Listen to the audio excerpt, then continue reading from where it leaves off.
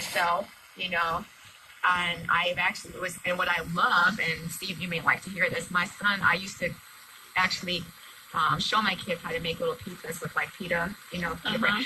And what's funny is my son, even though my son is 21, my youngest son is 24, and he makes his own pizza. And I love that. He will occasionally go get the $5 pizza, but more times than not, he's making his own pizza, and he's buying the ingredients that he's putting on it. So, and I love that. Yeah, but thank you. And that started at your kitchen table. Right? It did. Changed your mindset. It truly did. And so I appreciate all your wonderful comments and everything. Gosh, you brought up so many interesting things to talk about, Steve. So continue to listen. Call back if you have any other questions, okay? Thank you. You're so welcome. Enjoy the rest of your day, and thank you so much for your support. You too. Stay strong. Thank you. I will. So did you want to add to any of these that Steve said? He said a lot of different things. Yeah. I'll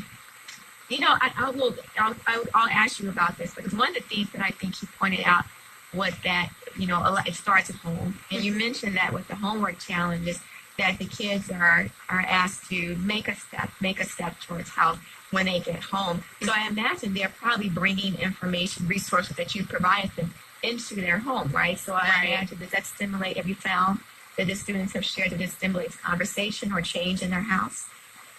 I haven't heard a lot directly about changes that have happened in the house, but students do come to me and they ask me questions on behalf of their parents that might be going through something. Okay, yeah. Parents that are struggling with weight loss, parents that have certain disease states that they're dealing with, like diabetes and high blood pressure.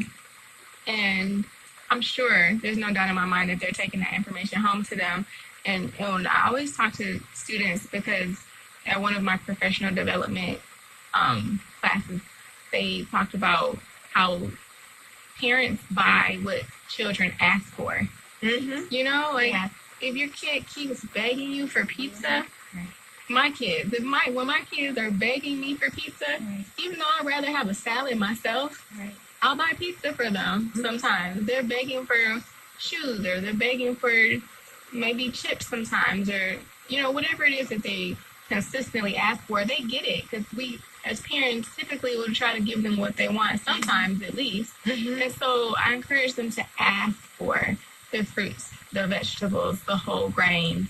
Go home and share with your parents.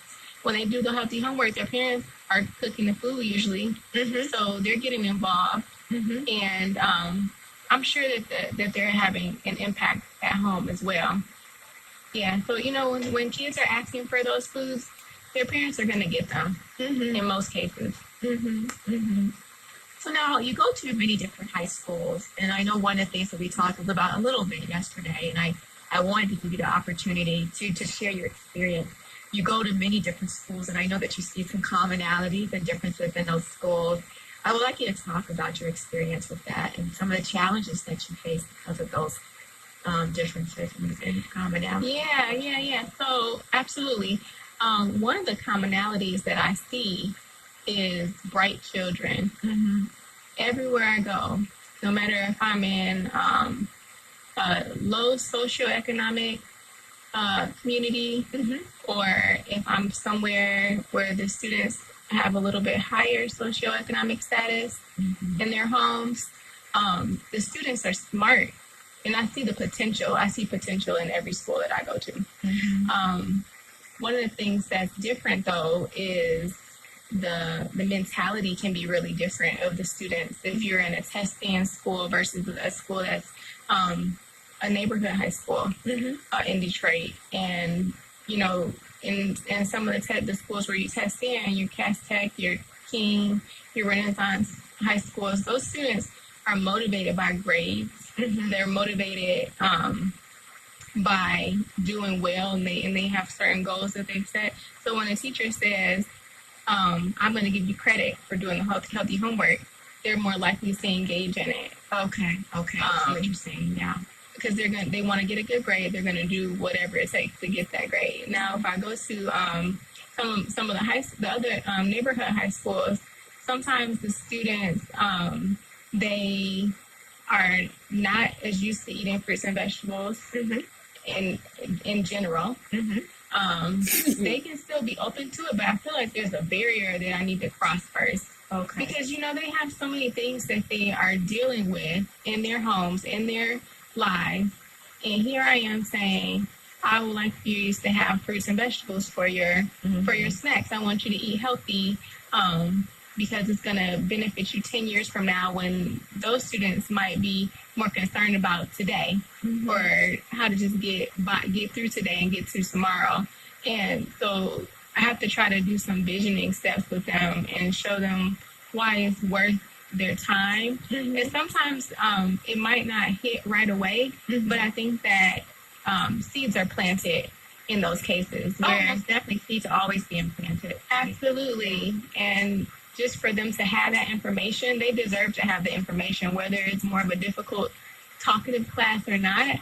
I always want to go to those classes because I want to empower them with as many opportunities as I can, so that they can make those choices later on when they do have the ability to make their own decisions, when they are buying their own food, when they're deciding what they're going to do with their day, that they'll choose to exercise at some point. It'll be there. They can draw on it, So does that answer the question? It does. I think you brought up some very interesting points. I know I've talked to many people about the fact that I believe there's empowerment in education, and you do better when you know better. And sometimes you may learn some things that you may not be able to apply in life at that time, but the information is there. So I always, one of the things that I teach as a therapist and also as a trainer, so as a therapist, I teach people, be, mindful of what you watch, what you listen to, because everything that you goes into is in your body, okay? It's in your mind. And just like what you eat is in your body, okay? And so, and I believe that once someone is provided with information that they can use to be better, and to make better decisions, that's empowerment. They are given the opportunity to empower themselves. So whether you are in a school where I've traveled to different schools and I've talked to kids about the importance of nutrition and exercise and many different things. I've talked about mental health issues. But one of the things that I will say that's very common across all the schools that I've gone to is that kids generally want the best for themselves. They want a better life. They have goals that they're trying to achieve. And I think when they see someone like yourself, they come into the classroom and they take the time to say, you are important enough that I am here today to try to share something with you that I believe is going to make you a better person. That, I think, teaches the kid that, I am important. I am seen, and someone wants to know that I'm okay. And I think that